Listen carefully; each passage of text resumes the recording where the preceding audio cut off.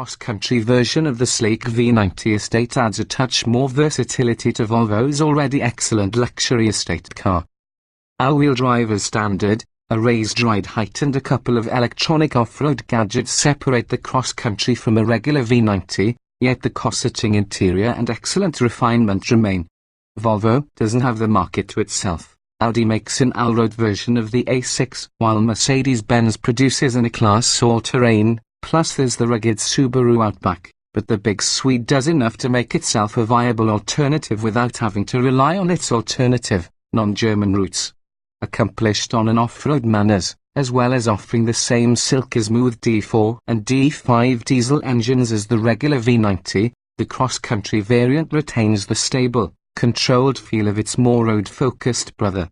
It's only when really pushing on through high-speed bends that the softer suspension and raised rider height of the V90 cross-country become apparent. It's not perfect, though.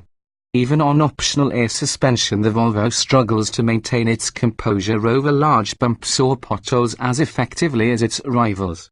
Superb interior and seats. One of the highlights of the Volvo V90 cross-country is the sumptuous interior and squashy, supportive seats, some of the most comfortable we've ever experienced in a car.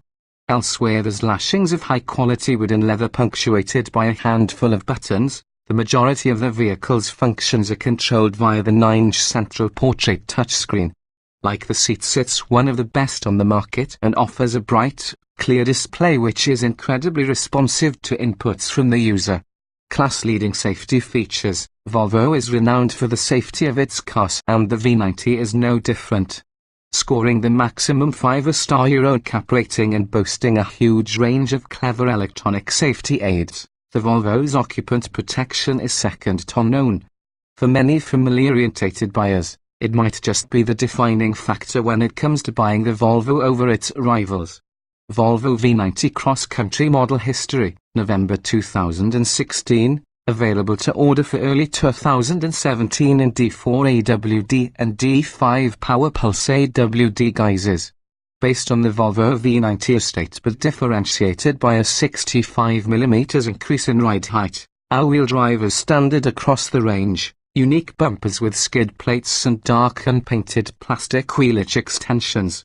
The cross-country's engine choices mirror those available in the standard V90, meaning customers can choose between either a 190 horsepower D4 or 235 horsepower D5 2.0-litre diesel unit.